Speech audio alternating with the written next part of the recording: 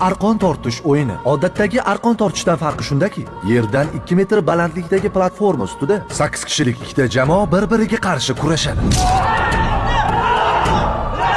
5-o'yinda yutgan 16 kishi tasodifiy 8 kishilik ikkita jamoalarga bo'lindi va ulardan faqat bitta jamoa final uchun 500 million so'm uchun kurashni davom ettirdi.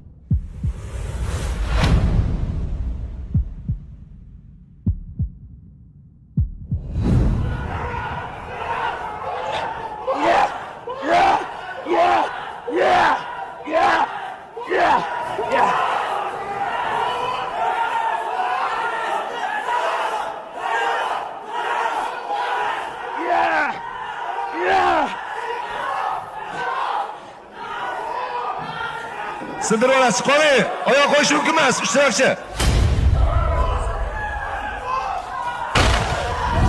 Jamoalardan biri o'yin qoidasini buzishdi. Lekin shunga qaramasdan men o'yinni to'xtatmadim va bu xato ularni mag'lubiyat sari yetakladi.